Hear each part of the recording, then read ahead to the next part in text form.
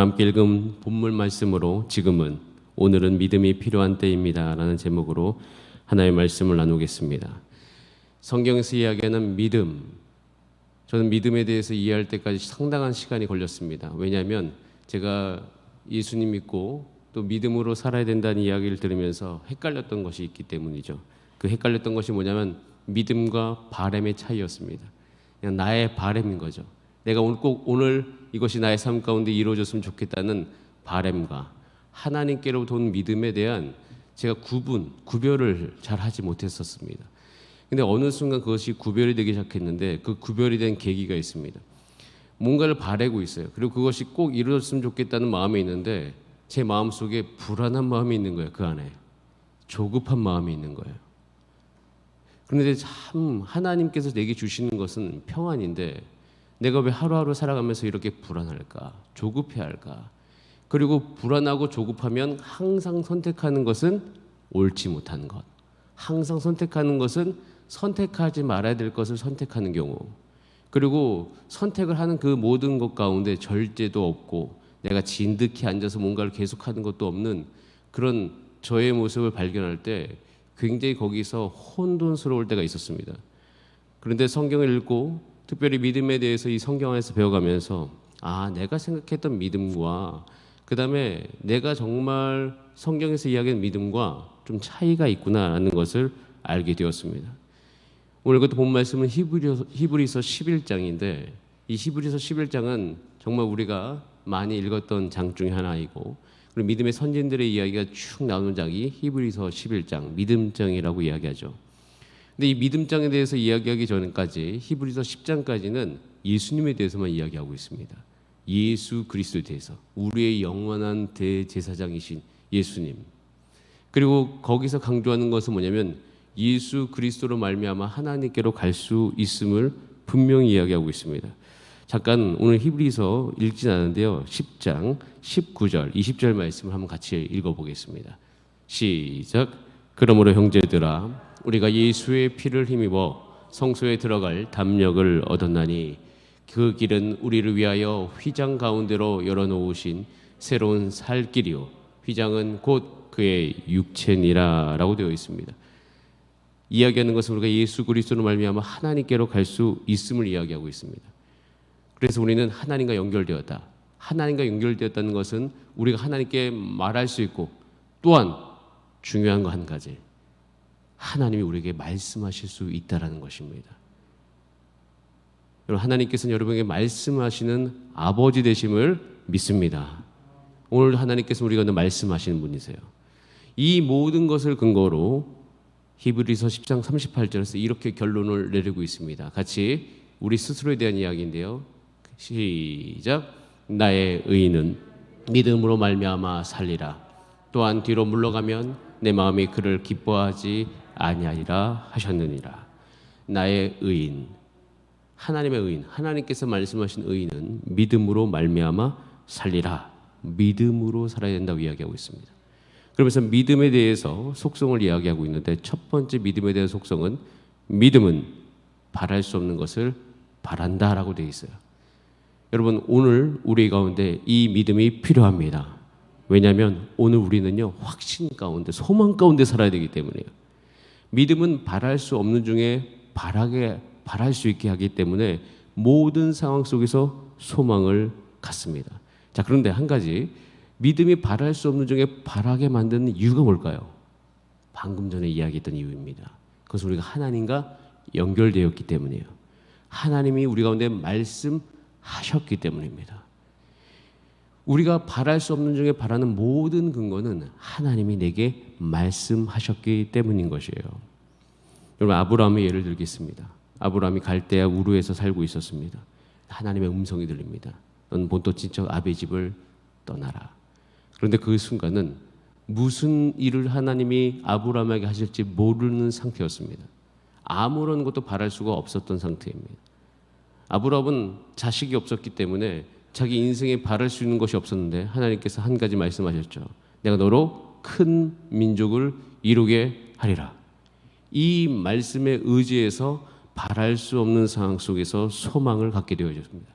여러분 우리 인생 가운데 하나님이 주시는 복 저는 여러분 하나님께서 여러분한테 말씀하여 주셔서 지금 여러분들이 소망을 가질 수 있도록 하나님의 말씀이 여러분 가운데 임하는 줄 믿습니다. 너무 중요한 부분입니다. 그래서 우리가 오늘 이 새벽에 구해야 될 것이 있어요. 저는 새벽 예배 때마다 하나님과 만나면서 하나님께 제게 주셨던 복은 하나님께서 말씀하셨습니다. 특별히 제게 바랄 수 없는 중에 바라게 하신 한 가지가 있습니다. 제가 2004년도였습니다. 2004년도에 예수전도단 간사로서 선교부에서 헌신해서 일하고 있었을 때였습니다. 그때 제가 가정에 대해서 기도를 많이 하고 있었습니다. 저희 어머니 아버지가 교회를 다니시다가 어떤 사건으로 교회를 아주 오랫동안 안 다니시고 아버지는 믿음이 없는 상태셨습니다. 근데 2004년도에 여름이 지나고 한 이때쯤이었어요. 이때 한 9월, 10월 정도에 그때 당시 제가 출석했던 교회 담임 목사님께서 저를 불러놓고 진규야, 너 신학을 해야 되겠다 이렇게 말씀하시는 겁니다. 그래서 제가 이제 그때 당시는 선교사로 가려고 준비하고 있었기 때문에 신학에 대해 생각을 하지 않았습니다. 그리고 제가 이제 이미 대학교 때 저는 일반 대학을 나왔기 때문에 그때 제가 이제 같이 제자 훈련하고 했던 모든 그 후배들에게 제가 이렇게 얘기했습니다. 우리는 전문인 선교사가 돼야 된다. 우리는 우리가 가지고 있는 이 모든 전문성을 가지고 우리는 그 각 영역으로 나가서 선교사 해야 된다. 그러니까 직업 선교를 하든 어떤 선교를 하든 그런 삶을 살아야 된다라고 정말 이야기 많이 했던 선배였습니다. 그래서 제가 하나님께 물어봤죠. 하나님, 왜 제가 신학을 해야 되겠습니까? 그것 때문에 이 새벽 예배 때 하나님께 계속 물었습니다. 새벽 예배 나가서 그때 이제 세안성결교회 나가가지고 수원에 있었던 교회에서 바로 옆에 있었는데 가서 새벽 예배 때마다 물었어요. 아무런 어떤 부분에 대해서 제가 그것에 대해서 생각을 해볼 수 없는 거예요. 근데 어느 날 그렇게 기도하던 한 일주일, 2주일, 한 2, 3주가 지났던 것 같습니다. 하나님께서 이 새벽에 제 마음 가운데 확신 한 가지 주셨습니다. 그것은 네가 신학대학원 가는 것은 너의 가정을 향한 최후의 통첩이다. 즉 그때 당시만 해도 저희 부모님과 제가 이 길을 가냐 마냐, 내가 이제 이 하나님의 길을 가냐 마냐라고 엄청나게 많은 어려움이 있었습니다. 근데 하나님께서 너희 가정을 향한 최후의 통첩이고 그리고 너가 졸업하는 그때 아버지가 교회 오겠다라는 마음을 제게 확신 있게 주셨습니다. 제가 2005년도에 그래서 MDB 서울신학대학원 MDB 1에 입학을 했습니다. 제가 이제 그때 당시 중등부 사역이 너무 이제 좀 버거워서 아이들이 좀 많아서 한 학기 휴학을 했어요. 그럼 제가 딱 졸업한 시기가 언제냐면 6학기를 보내야 되기 때문에 2008년 8월에 졸업했습니다. 아버지가 교회 나오셨는데 언제 나온지 아십니까? 2008년 8월에 나왔어요. 제가 이제 그 모든 경험들 몇 가지가 있었는데 여러분 이 새벽 예배가 참 좋은 게 뭐냐면 여러분들이 여러분 삶을 향한 아주 특별한 바람이 있을 거예요. 그러니까 특별하게 이제 하나님께서 그 영역에 들어오셔서 관여해 주시는 부분이 분명히 저는 있을 거라고 생각합니다. 여러분 하나님께서 오늘 그 영역에 대해서 말씀해 주실 것을 기대하시기 바랍니다. 여러분 그것은 너무 중요합니다. 왜냐하면 오늘을 우리가 살아갈 때 소망이 없이 어떠한 것을 한다는 것은 너무나도 어렵습니다. 이 새벽에 우리가 누릴 수 있는 놀라운 은혜는 하나님이 레마의 말씀으로 여러분에게 여러분의 삶을 향한 구체적인 방향을 인도해 주신다는 것입니다. 그래서 여러분 오늘도 하나님 앞에 그렇게 하나님, 나는 하나님의 말씀을 믿기를 소원합니다. 하나님의 인도를 받기를 원합니다. 하나님 믿음 내게 주시옵소서. 그래서 오늘도 우리가 바랄 수 없는 중에 그 바라면서 한 걸음 나갈 수 있는 그 놀라운 은혜가 여러분 가운데 있게 되기를 간절히 바랍니다. 그래서 우리는 오늘 이 믿음이 필요합니다. 두 번째로 믿음이 필요한 것은 믿음은 볼 수 없는 것을 보게 합니다. 그럼 볼 수 없는 것을 보게 한다는 것이 뭐 이상을 본다는 것이 아니에요. 성경에 있는 인물들은 정말 볼 수 없는 것을 봤어요. 노아의 경우 노아는 하나님께서 말씀하셨습니다. 방주를 지어라. 근데 비를 본 적이 없습니다. 비를 본 적이 없어요. 비도 내리지 않았어요. 성경에 보면은 온 땅에 있는 습기가 그 지면으로 흘러와서 모든 채소를 적셨더라 이렇게 되어 있습니다. 볼 수 없는 중에 봤다라는 것은 이겁니다. 노아는 하나님 말씀하셨기 때문에 어떻게 하셨기 때문에? 말씀하셨기 때문에 비를 보지 못했지만 비가 오는 것을 보는 것처럼 방주를 지었습니다. 아브라함의 같은 경우에도 아브라함도 미지의 땅을 향해 나갔을 때 하나님께서 그 땅에 대해서 이야기하지 않으셨지만 보는 것처럼 나갔던 거예요. 여러분 왜 보는 것처럼 볼 수 없는 중에 하나님 말씀하셨기 때문에 보는 것처럼 나간 것이 중요하냐면 우리는 오늘 일상을 살아야 되기 때문이에요. 물론 믿음의 사람들의 삶이 하루하루 이렇게 딱 미시적으로 보면요, 그렇게 설레거나 아주 흥미진진하지 않아요. 오히려 믿음의 삶은요, 지루할 때가 있어요. 미시적으로 보면, 하루하루 일상을 보면 사실은 뭔가를 꾸준하게 하는 사람들의 믿음의 사람들인 경우가 많습니다. 하나님이 거기에 있으라고 했기 때문에 너 왜 거기서 그거 하고 있니? 하나님이 여기 있으라고 해서요. 이런 경우가 참 많아요. 그러면 그들의 삶을 잘 눈여겨보면 옆에서 볼 때 그렇게 재밌어 보이지 않아요. 왜냐하면 똑같은 일상을 반복하기 때문이죠. 아브라함 같은 경우에도 하나님께서 헤브론으로 가라고 하셨습니다. 헤브론으로 가요. 롯을 보내고 난 다음에 헤브론에 가서 뭐 했을까요? 여러분, 거기 성경에는 13장에 14장이 정확히 묘사되어 있지 않지만 14장에 전쟁이 있었기 때문에 한 가지는 분명합니다. 군대를 길렀습니다. 군대를 훈련했어요. 그것이 그냥 이루어졌을까요? 아니요. 매일매일 반복되는 일상을 꾸준하게 살았던 것이에요. 쉬운 일은 않았을까? 쉽지는 않았을 겁니다. 여러분, 그래서 믿음이 가지면 볼 수 없는 게 보게 한다는 것은 내적 확신이 확실해서 내가 오늘 살아가는 이 반복적인 일상에 대한 정확한 확신을 갖고 있다는 사실이에요. 그럼 우리는요, 믿음의 사람들은 그런 힘이 갖고 있습니다. 힘이 있어요. 성실해요. 반복적으로 꾸준한 일상에 대해서 능해요. 왜요? 하나님이 자기 삶을 향해 분명히 말씀하셨고 이 뒤에 무슨 일이 있는 것은 이 내적의 믿음의 눈으로 볼 수 있기 때문인 것이에요. 여러분, 그래서 여러분은 오늘 하루 살아가는데 이 믿음이 필요합니다. 그럼 여러분 가운데 믿음이 있어서 오늘 여러분이 살아가고 있는 그 하루, 어떻게 보면 우리가 신세한탄이라는 거 할 수 있습니다. 나는 왜 이렇게밖에 살 수 없는가? 그런데 여러분, 신세한탄이 바뀝니다. 믿음의 찬양으로서. 하나님이 오늘 하루 나를 이렇게 살게 하시는 것은 하나님께서 나에게 말씀하신 것이고 그 끝에는 하나님께서 이루실 것이 분명히 있을 것이다. 하나님이 나를 가정 안으로 보내주셨다. 가정 안에서 내가 이렇게 삶으로 말미암아 이 가정의 구원이 임하리니 하나님, 이 가정이 나를 통하여서 구원이 임하는 것을 말씀하셨기 때문에 그것을 보는 것처럼 이 가정에서 내가 이렇게 인내하면서 살게 하여 주시옵소서. 여러분, 믿음의 사람들은 오늘의 일상을 꾸준하게 살아가실 수 있습니다. 여러분, 이 믿음이 오늘 여러분 가운데 있기를 간절히 바랍니다. 자, 세 번째, 믿음의 속성은요, 믿음은 실제를 이룹니다. 그러니까 내가 믿었다는 것은요, 이것이 그러니까 되든 안 되든 상관이 없다 이런 게 아니에요. 믿음은 반드시 이루어집니다. 왜냐하면 이것은요, 굉장히 성경적인데 하나님께서 말씀하셨습니다. 내 입에서 나간 말은 반드시 이루어진다고 되어 있어요. 하나님의 말씀하시는 것은 실언이 없으시다고 되어 있습니다. 그렇기 때문에 이 믿음, 중요한 것은 우리 이것이 이루어질까 안 이루어질까의 문제는 하나님이 말씀하셨느냐 안 하느냐의 문제예요. 그러니까 중요한 것은 이게 이럴 때가 있어요. 이게 믿음인가 바람인가. 왜 이게 중요하냐면 하나님께로부터 오면 반드시 이루어집니다. 근데 이것이 나의 욕심으로부터 시작된 것이라면 그것은 우리가 생각해 볼 필요가 있어요. 그래서 이 믿음은 실제로 이루기 때문에 오늘 기도하실 때 우리가 오늘도 십자가에 못 박아야 될 것이 있습니다. 우리가 대적해야 될 것이 있습니다. 그것은 주님, 내 안에 욕심을 주님 보호자 앞에 내려놓습니다. 그리고 나에게 거짓말하는 사단아, 나사렛 예수의 이름으로 명하노니 너는 떠나갈지어다. 여러분, 우리는 오늘도 아까 말씀했듯이 히브리서 그 10장 19절 20절의 말씀을 믿어야 됩니다. 오늘도 하나님께로 나아가는 그 길이 환하게 열려 있습니다.